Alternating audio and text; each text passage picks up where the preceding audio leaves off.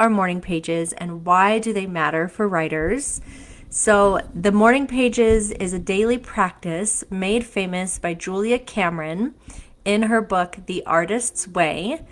And the idea of morning pages is this: every morning, as soon as you wake up, you write 3 longhand pages of whatever is in your head. No editing, no overthinking, just stream of consciousness writing.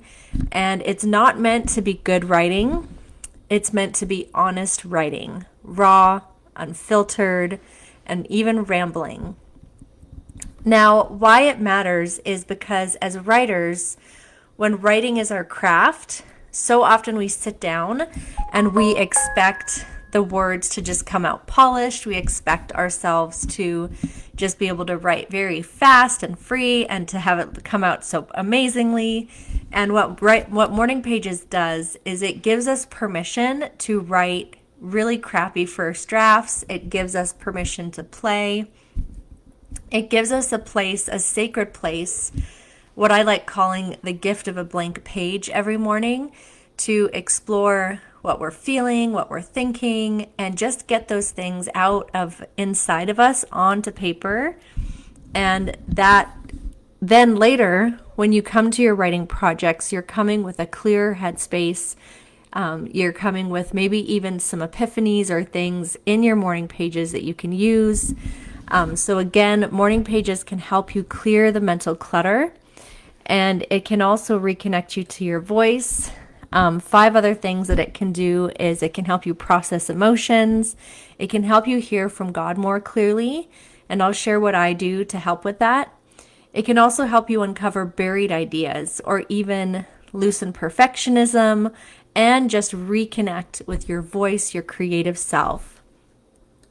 So what I love about morning pages is that it reminds me to keep showing up to the writing, to the page, even when I don't feel like it, even when I'm tired. It builds that writing habit for me, and it reminds me that writing isn't always about the results. It's about presence. It's about noticing, attention, crafting. So often my best ideas have come when I am not trying so hard. So whether it's in my morning pages, when I'm driving, when I'm in the shower, and morning pages is just one way to help yourself discover new ideas and reconnect with your writing voice. What I love about morning pages when I go back to them is finding little golden gems, whether it's a truth I didn't know I needed to hear, whether it's a snippet that I can use for dialogue or a moment that I can use in a story.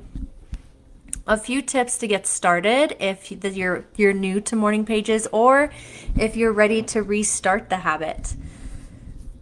The 4 tips are: do it first thing if you can, before you look at your phone or any other media. Write by hand, because that actually helps you be more embodied and connected to your ideas.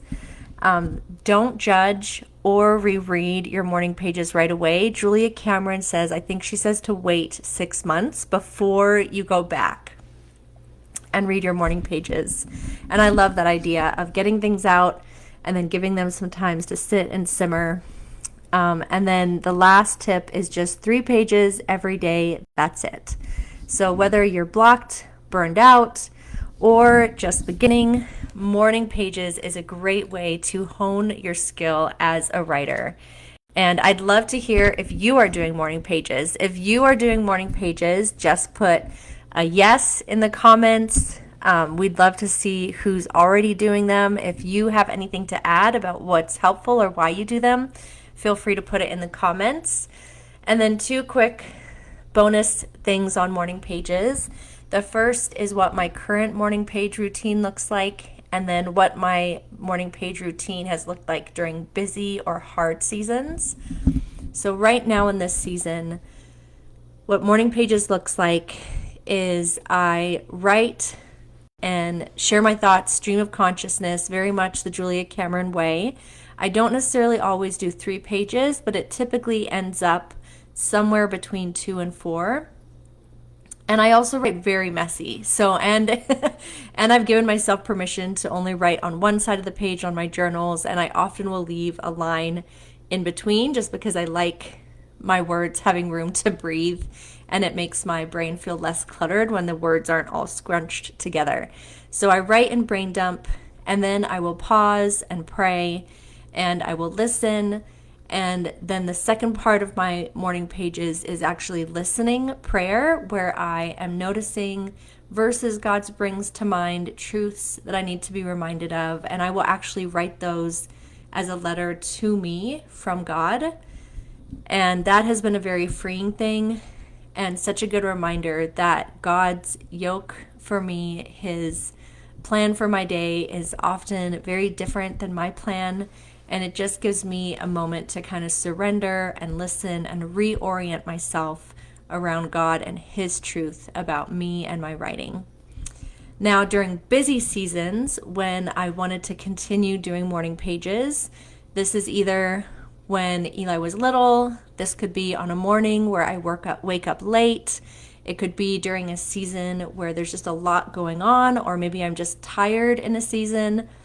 And the way that I do morning pages in that is I set smaller goals. So I love Julia Cameron's 3-page rule, but in those busy or hard seasons, I either do a smaller page count. I'm going to write a paragraph. I'm going to write a couple sentences, maybe a page.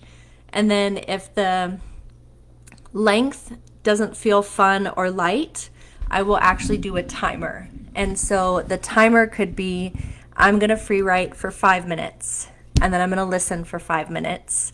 It could be 7 minutes, 8 minutes, whatever I have time for that morning. I'll just take the time and divide it in two, and then do brain dump and listening. And that's how I keep writing even during the busy season, because I don't want to beat myself up, and it's so important to keep the habit without making it this punitive thing that's really hard to achieve. So I hope that encourages you. Again, I'd love to hear if you are doing morning pages. Just put yes in the comments. If you've never done them, I encourage you to give it a try. It's very freeing. It's very fun. I find it fun. I look forward to my morning pages every day. Yeah,